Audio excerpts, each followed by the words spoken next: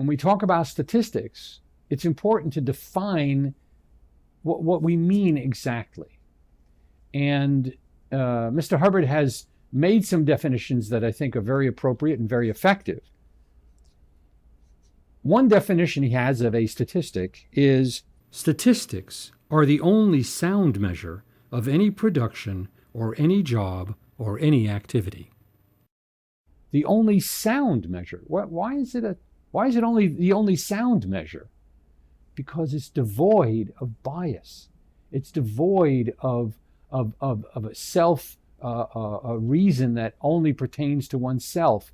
Or do you see? It's sound because it's devoid of bias. Here's another definition he gives. Statistics, the independent continuing survey of production or lack of it. The independent survey. Again, no bias, no arbitrary. These are the numbers. But you say, yeah, but what if they're false? Well, that's an important datum, isn't it? You'd want to know and could easily find out that the numbers are falsified. Well, how? Would you have to conduct an investigation? Now, this is the beauty of statistics. Statistics are measured by comparing them one to another. A staff member is required to report weekly the statistic of every post for which he or she is responsible. To do this, the staff member has to keep a daily running record of such statistics.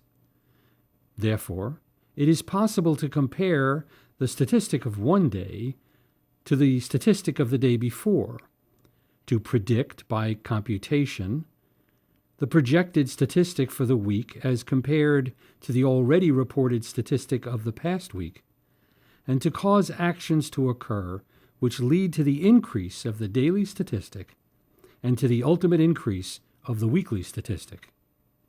The value of statistical management is in the comparison. This stat is up and this stat is down, yet if this stat is up, that stat should have been up. Let me give you an example. Number of phone calls is up. Number of people spoken to is up. Number of sales is down. Now this immediately tells us something. We don't know what, but it does tell us we better look because there's a discrepancy.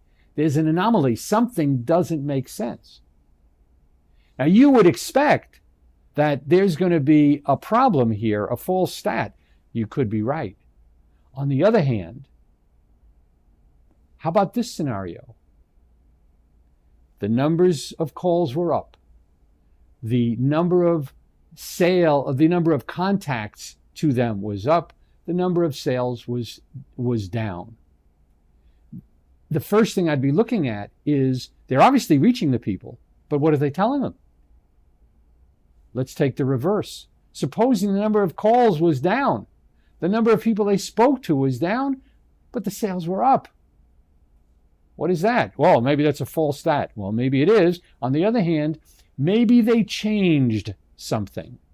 And this is the other key factor in statistical management. It's always a change. It is change that changes things for better or for worse. That's the simplicity of the natural law. A statistic goes up because something changed. It goes down because something changed. Your job as the executive, your job as the employee who cares, is to find out what changed. And you can do that. Statistics are not only compiled so we have the numbers and they reflect the production of the company, and they reflect the production of each individual in the company, but they're also graphed. And in addition to being graphed, they're posted. And by posted, we mean that if you, let's use some imagination. Right now, if you're not collecting the numbers and reviewing them personally each week, that has to be done. If you do not have everybody statusized, that has to be done. If it's not going into a graph using management by statistics software, this has to be done. But in addition, what do you do with the graphs? probably the most interesting invention from the movie industry is having a storyboard. You know, when the movie industry is planning out various things, they'll put scenes up on the wall so that you can see exactly what's happening. We do the same thing with a graph. If your company has 15 key statistics, those 15 graphs should be up on the wall. Why? So you can step back. See, if you look at a graph one at a time, you're going to keep going back. Oh, that second one seems different than the eighth one. But if they're up on the wall, up on a board for everyone to see, then you can take a look and say, oh, that doesn't, oh, yeah, okay. That's the game of management by statistics, which allows you to play the game of your business in a better way. First and foremost, in the requisites to play a game is the ability to control. One must be able to control something in order to participate in a game.